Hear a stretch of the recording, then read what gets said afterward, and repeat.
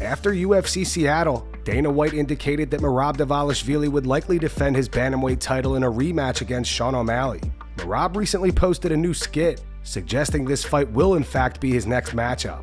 The bantamweight division, Sean O'Malley looking likely to rematch Merab, right? And we just got the Sandhagen announcement too. I'm kind of curious how that matchmaking came to be. Was the idea always, again, I don't think the O'Malley one is official yet, right? But we're leaning towards that. How did we get there with so many different options? I think for Sean O'Malley, we could have done maybe an Aldo possibility. There's, especially with him, so many options.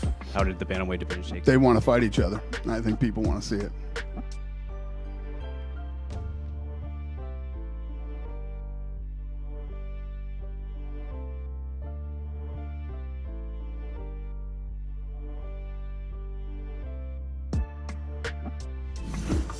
Fight announcements. Jose Aldo is scheduled to face Aiemann Zahabi at UFC 315 on May 10th. Aldo is coming off a split decision loss to Mario Bautista in October. Meanwhile, Zahabi enters the bout on a 5-fight winning streak, most recently defeating Pedro Munoz via unanimous decision in November. Jessica Andrade versus Jasmine Jasudavicius has also been added to the UFC 315 lineup. Andrade is looking to bounce back from a unanimous decision loss to Natalia Silva in September. Jasudavicius enters the bout on a 4-fight winning streak, most recently defeating Mayra Bueno Silva via unanimous decision earlier this month. Muhammad Usman is set to face Hamdi Abdelwahab at UFC Qatar on May 17th. Usman looks to snap a 2-fight losing streak, with both defeats coming by unanimous decision. Abdelwahab is currently undefeated with a perfect 6-0 record. His most recent victory came on February 1st, where he secured a split decision win over Jamal Pogues. Guram Kutateladze will go head-to-head with Kawe Fernandez at UFC London on March 22nd. Kutateladze last competed in August, earning a unanimous decision victory over Jordan Vucenic.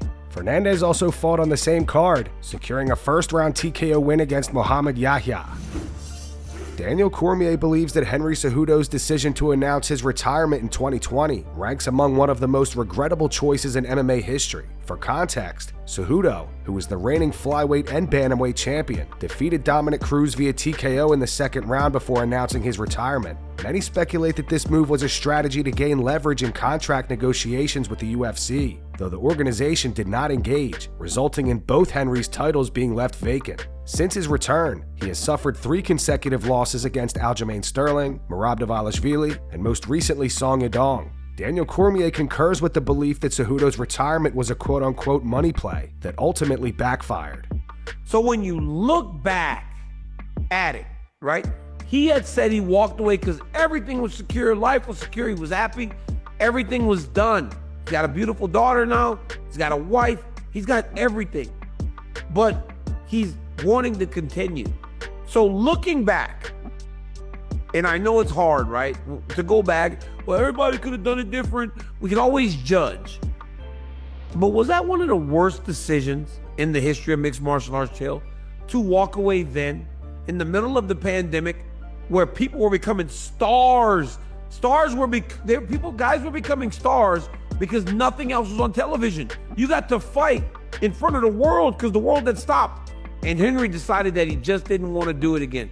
So looking back, was that one of the worst decisions we've ever seen an athlete make when they were in their prime? It was, you know what it felt like, honestly, when he walked away, it felt like a money play, right? If we're calling a spade, it was like, I'm the champ, I'm the double champ, I just beat Dominic Cruz, pay me more. And like you said, Dana was calm, cool, and collected because not many 135-pounders have to be paid more. Henry Cejudo is uncertain about his current standings with the UFC following his technical decision loss to Song Yadong at UFC Seattle. Cejudo suffered an eye poke in the 3rd round and informed officials that he was seeing double, leading to the bout being stopped. After the fight, he immediately called for a rematch, however Dana White quickly shut that down. Cejudo now believes that Dana and Hunter Campbell may think that he b***ed out of the fight. He expresses his frustration with the referee Jason Herzog due to not taking a point from Song Yadong. Henry also says he still wants to fight one last time and mentions Petr Yan as his final opponent. Go check out Henry's full appearance on the Believe You Me podcast. Links in the description. I would love for you guys to bring in Jason Herzog because back in the meeting, like in the back, they always say you cannot extend your fingers or I'm going to take a point. It's like, what the I'm like, Man, like, there should not be a warning. It's like basketball, dude. If you're playing basketball and you foul, you didn't intend to, and then you made the shot, well, guess what? It's still a technical foul. I just want one last fight. Like, I want to leave this sport unscathed at this point. You know what I'm saying? I'm just like, dude, I don't want to be in the situation where I lose an eye or something crazy happens. Would I love to run it back with Song? 100%. I would love to run it back with him, but if I can run it back with him, I know Jan said that May is open. I'd love that fight with Peter Yan. You know, I'm sure Jason's a great guy too, but you know, it's shitty on his part that they say all this, and by the time the fight goes down or something goes down, oh, take your time. Oh, you're fine. Like, man, you. You know what I'm saying? Like, there goes my eye, and for that reason, I lost. If we don't run it back with Song, I would love to get Jan, but I don't know whether UFC, they're probably pissed at me. Like, Dana probably thinks I out, and so does Hunter. Like, they probably all think I out. Like, you know what I'm saying? Like this is what I'm thinking in my mind, where I'm just like, dude, I got a 1-year-old and a 3-year-old. It's kind of like what you're saying, Bisbee. Like, I mean, I'll be happy to have one eye and raise them, but it's better to have two than one, you know? So I don't know where I stand with the UFC. Paddy Pimblett does not believe Ilia Topuria will find much success in the lightweight division. Not only does Paddy think Ilia will not receive an immediate title shot, but he also believes that Topuria's move up to lightweight could ultimately be the downfall of his career. Speaking to Round 8 Boxing, Paddy said, "That's the fight I want. I want that fight. That's another one just to prove everyone wrong. He's a midget, lad. He's not a lightweight. He shouldn't be fighting at lightweight. He should have stayed at featherweight. It's going to be the downfall of his career. I just want to fight him anyway. It doesn't have to be a title fight. I want to prove a lot of people wrong. He thinks he's better than he is. He's just trying to be a carbon copy of McGregor. I can't see him getting a title shot straight away. I think he's going to have to fight a Poirier, an Arman, or a Charles if he wants a title shot." Michael Chandler has previewed his upcoming fight against Paddy Pimblett at UFC 314, stating that he will be by far the toughest test of Paddy's MMA career to date. Chandler also recalled Paddy getting dropped by Luigi Vendramini during his UFC debut in 2021. Chandler emphasized that he hit significantly harder than Vendramini and plans to test Paddy's chin. Go check out Chandler's full appearance on the Ariel Helwani show. Links in the description. Would you agree that he's never fought anyone like you?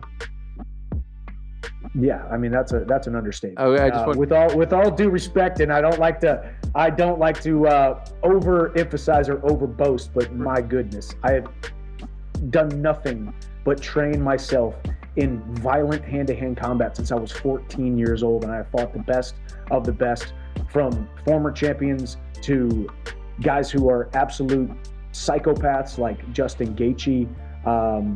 Yeah, not even close. But he's seen some adversity. His first fight in the UFC got dropped, and whoever that guy was, I forget what his name was and who he was, but he don't hit half as hard as I do. So we'll see. We'll test his chin. We'll test his gall. We'll test his championship mentality. We'll test his cardio. We will test his heart. Paddy Pimblett will be tested more than he has ever been tested in his entire life in April, just 7 short weeks away. And it's the biggest opportunity of his life. Does he rise to the occasion, or does he sink? Dan Hooker has unfortunately withdrawn from his fight against Justin Gaethje at UFC 313. Hooker broke the news last night that he suffered a broken hand during sparring. We did have a little break. We have been busy. Dad had a fight, or was supposed to have a fight, but I've busted my paw. They sent me off to get a CT scan. Had a little CT scan, and they told me that my hand is fractured. So yeah, as of now, like, I obviously still would fight. Many UFC lightweights have stepped up and offered to replace Dan Hooker to fight Justin Gaethje on short notice. Renato Moicano says 2 weeks is good. I have enough time for 2 or 3 sparring sessions. I will be ready if they call. Rafael Fiziev wants a rematch against Justin Gaethje. The two fought in March of 2023 with Gaethje winning via majority decision. After the news broke, he posted this. He wrote, "Let's run it back," at Justin Gaethje. Mateusz Gamrot says Hooker out. "I'm ready to go, Justin Gaethje. 2 weeks, no matter." He followed up with, "My fight with Hooker was very close, and he got lucky with the judges. Time to fix it and prove it." Islam Makhachev posted this photo of him standing next to a fire extinguisher. He captioned it, "Someone needs to be put out." Justin Gaethje posted this to his Snapchat story today. He wrote, "Hooker is out of the fight, waiting for a new opponent." John Anik and Kenny Florian have expressed their disappointment over Dan Hooker withdrawing from his scheduled fight against Justin Gaethje. Florian, in particular, questioned the circumstances surrounding Hooker's injury, expressing confusion over how he broke his hand. He speculated whether Hooker had been wrapping his hands properly and using the right gloves during sparring. Dan Hooker, can't hunt what he can't kill, and he will not be in hunting mode coming up here March 8th at UFC 313 against Justin Gaethje. Looks like a hand injury, potentially another break for Hooker. He's had broken arms, he's had all sorts of injuries, and it looks like he's out.